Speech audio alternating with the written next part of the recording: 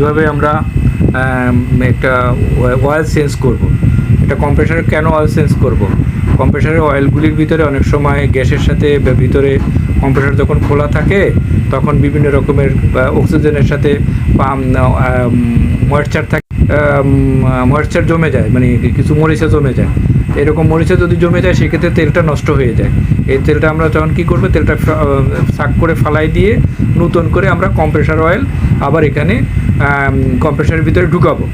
তো কীভাবে ঢুকাবো, সেক্ষেত্রে আমরা কি করব, প্রথমে এই সাকশন পাইপের সাকশন টিউবের ঠিক মাপ মতো ওরকম আর একটা স্যালাইন টিউব নিব। স্যালাইন টিউবটা আমরা সাকশন এবং চার্জিং দুইটা আমরা মনে করেন প্রথমে কম্প্রেসারটা যেহেতু চালু অবস্থায় আমাদের তেলটা ঢুকাতে হবে, সেক্ষেত্রে আমরা আগে ক্লাম টেস্টার বা ক্লাম মিটারকে আমরা এখানে সেট করে নিব লাইনের সাথে, যাতে আমরা এখানে দেখতে পারি কম্প্রেসারটা যে আমরা চালু করলাম আমাদের চালু করাটা ঠিক আছে কি না দেখব। যেমন প্রথমে আমরা কমনের সাথে একটা কানেকশন দিলাম, এটা লাগাবো।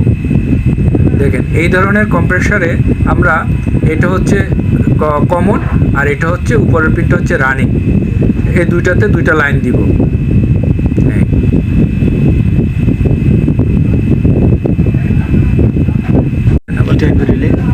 এটা হলো মেটাল রিলে বা ইলেকট্রনিক রিলে।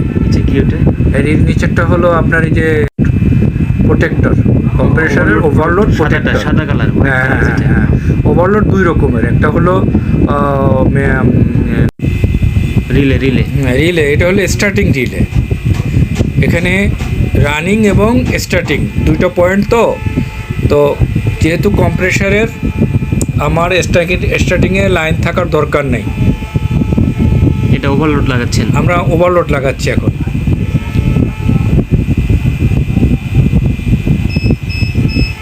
ওভারলোডের সাথে একটা কানেকশন দেই এবং রিলেটাও লাগাই ফেলি।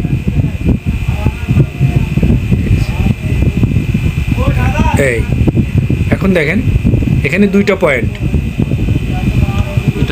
একটা ডান পাশের আর একটা নিচের, অর্থাৎ এটা কম্প্রেসারের কমন পিনের সাথে ওভারলোড এবং রানিংটা থাকবে, এই যে রানিং পিনের সাথে থাকবে স্টার্টিং। তাতে রিলেটা কি করবে, স্টার্ট করে সে রানিংয়ে চলে আসবে। এখন আমরা দুইটা তার এই যে দুই পয়েন্টে দিলাম, রানিংয়ে এবং কমনে। কোথায় কোথায় দিলাম, রানিংয়ে এবং কমনে দুইটা সাপ্লাই দিব। এখানে আমরা রেডি করলাম আর কি, এটা আর কি। এখন আমরা ক্লাম টেস্টার বা ক্লাম মিটারটা আমরা এর সাথে দিব, কারণ এখানে আমাদের চালু অবস্থায় এই ইয়েটা দেখতে হবে, মানে কারেন্টটা দেখতে হবে, কম্প্রেসারটা কারেন্ট বেশি নেয় না কম নেয় সেটা আমাদের দেখতে হবে। সেই ক্ষেত্রে আমরা এই যে ক্লাম টেস্টারটা এখানে নিয়ে নিলাম। দেখবেন যে ক্লাম টেস্টারে অন করার সাথে সাথে আমরা বুঝতে পারবো যে আমাদের কম্প্রেসারের কানেকশন আমরা যেটা নিছি বা সাপ্লাই দিয়েছি সেটা ঠিক আছে। দেখেন আমরা এখন তাহলে এটা আমরা অন করব। হ্যাঁ, এটা আমরা এখন অন করব। এখন জিরোতে আছে। কোথায় আছে এটা? 1 থেকে 2 অ্যাম্পস, 0 থেকে 2 অ্যাম্পস। এই যে সিলেক্টর সেট করে নিলাম, এই যে এম্পিয়ার মিটার কাটাটা আমরা এখানে সেট করে নিব। যেহেতু এটা ছোটো কম্প্রেসার, তাই না? এটা ওয়াট হচ্ছে 1.5, এই কম্প্রেসারটার ওয়াট হচ্ছে 1.5 কেন হচ্ছে? 1 হর্স পাওয়ারের 5 ভাগের 1 ভাগ 1.5। রেফ্রিজারেটর এবং এয়ার কন্ডিশনার সম্পর্কে আপনারা যদি কিছু জানতে চান তাহলে নিচে কমেন্ট সেকশনে আপনারা। এখন আমরা এই যে স্যালাইন টিউবটা যে কোনো সাধারণত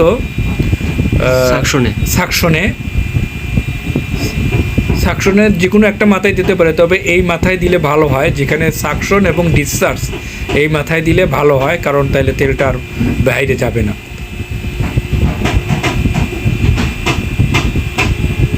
তারপর স্যালাইন টিউবটা লাগাচ্ছেন? হ্যাঁ, টিউবটা লাগাচ্ছি আর কি। টিউবটা লাগাইয়া ওই অয়েলের ভিতরে পাইপটা ঢুকাই দিতে হবে। অয়েলটার নাম কি? Compressor oil. হ্যাঁ, বাজারে অ্যাভেলেবেল পাওয়া যায়, যে কোনো ফ্রিজের পার্টসের দোকানে পাওয়া যায়। আমরা কতটুকু তেল দেব আমাদের বুঝতে হবে, যে এই ধরনের একটা কম্প্রেসর সাধারণত 300 থেকে 350 ml তেল থাকতে পারে। এরকমই থাকে। আমরা এটা এর আগে এটা মেজারমেন্ট বা এটা আমরা পরীক্ষা করে দেখছি। বেশি দিলে আবার তখন আবার তেলটা আবার এই যে ফ্রিজিংয়ের সময় সমস্যা করবে। এটা লুব্রিকেটিংয়ের তেলটা কেন ব্যবহার করা হয়? তেলটা ব্যবহার করা হয় লুব্রিকেটিংয়ের জন্য। এখানে তো একটা পিস্টন কানেক্টিং আছে, এটা মুভেবল ভালোই করে এবং কম্প্রেসারটা ঠান্ডা রাখার জন্য এই ইয়েটা কাজ করে, তেলটা লুব্রিকেটিংয়ের কাজ করে।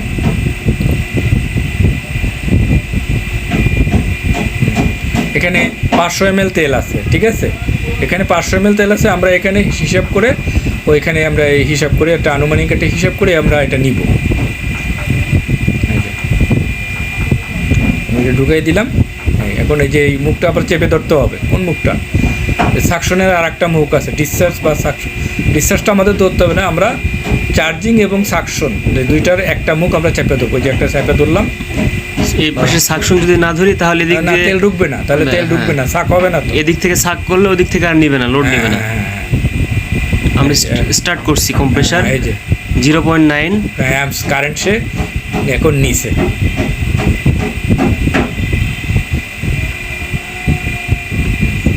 প্রায় 1 অ্যাম্পিয়ার, প্রায় 1 অ্যাম্পিয়ারের কাছাকাছি। একটা কিছু খেয়াল রাখতে হবে যে ওই সে এখানে তেল টানতেছে, ক্রমান্বয়ে তেল টানতেছে, এখানে পাইপটা কতটুকু যায় থাকে, বোতলের তেলগুলো কমতেছে আস্তে আস্তে আর কম্প্রেসার ফিল আপ হচ্ছে।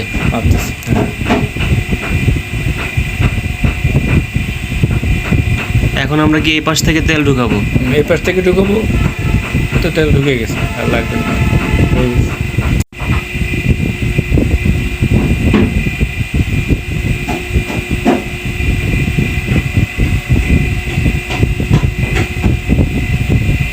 এখন আমরা একটা কাজ করব, সেটা হচ্ছে যে এই কম্প্রেসারটা কিছুক্ষণ আমরা চালাবো। হ্যাঁ, কেন চালাবো? যে চালানোর সময় আমরা তেল দেওয়ার সময় ডিসচার্জের ভিতরে কম্প্রেসারের ভিতরে কিছু ওই যে এক্সট্রা কিছু তেল ওই রূপে যা ডিসচার্জের ভিতরে ঢুকে থাকে, সেটা সমস্যার সৃষ্টি করে। হ্যাঁ, তারপরে কি করব আমরা? ওই যে এখন আমরা এটা কম্প্রেসারটা একটু চালাবো, টেস্ট করব, প্লাস এক্সট্রা তেলটাকে বের করে দিব। আমাদের পেজের রেগুলার ভিডিওগুলো পেতে লাইক, শেয়ার এবং ফলো দিয়ে আমাদের সাথে থাকুন। আমাদের ভিডিওগুলো দিচ্ছি, দেওয়ার পরে এটা একটু চালাচ্ছি। ডিসচার্জ থেকে বাড়তি যে তেলটা, সে তেলটা সে বের করে দিবে, ডিসচার্জ দিয়ে বের হয়ে যাবে, কারণ ওই তেলটা আমাদের সমস্যা সৃষ্টি করবে। ফ্রিজিংয়ে গ্যাসের সাথে এটা ফিল্টারে যে জাম করবে। এই দেখেন বাড়তি যে তেল বেরোচ্ছে, এই যে বাতাস দেখবেন, খেয়াল করবেন, ওই যে তেলটা বেরোচ্ছে, এই যে, ঠিক আছে। হ্যাঁ, এরকম 10-15 মিনিট এরকম চালাইলে তখন এই যে তেলটা মোটামুটি ক্লিয়ার হয়ে যাবে। জাস্ট পার্জিং করতেছেন, পার্জিং, এটা বাড়তি তেলটা যাতে ভিতরে না থাকে। প্রিয় দর্শক, রেফ্রিজারেটর এবং এয়ার কন্ডিশন সম্পর্কে জানতে কমেন্ট সেকশনে কমেন্টস করে আমাদেরকে প্রশ্ন করতে পারেন। আমরা নেক্সট ভিডিওতে আপনাদেরকে জানাবো।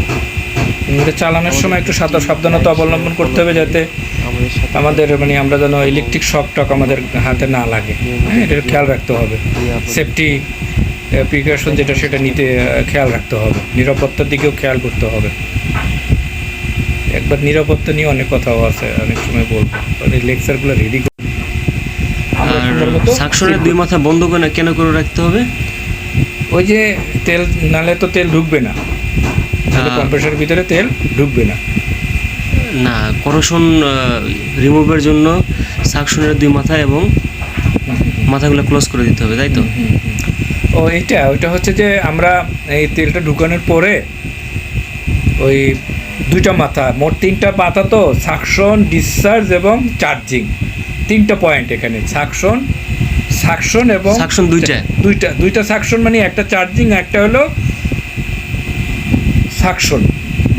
একটা দিয়ে গ্যাস চার্জ করবে না, একটা দিয়ে গ্যাস কি করবে, চেম্বার থেকে ঢুকবে। তো 3টা পয়েন্টের আমরা ওই প্রথমে ওই 2টা পয়েন্ট বন্ধ করে দিব, বন্ধ করে দিয়ে এই কম্প্রেসারের খোলা জায়গার ভিতরে যে বাতাসটু আছে সেটা বের হয়ে যাবে, সিল করে দেবো। এমনভাবে সিল করবো যাতে এয়ার টাইট হয়। কি দিয়ে সিল করবেন আপনি? নর্মালি এটা আমরা ঝালাই করেই সিল করি। ঝালাই করে সিল করে হ্যাঁ হ্যাঁ, ঝালাই করে সুন্দর করে সিল করে ফেলি।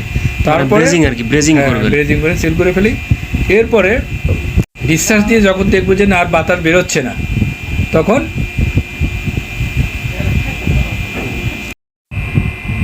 বন্ধ করার পরে এরপরে আমরা কিছুক্ষণ পরে আবার দেখবো যে যেহেতু ডিসচার্জ থেকে কোনো বাতাস বেরোচ্ছে না, সুতরাং তখন আমরা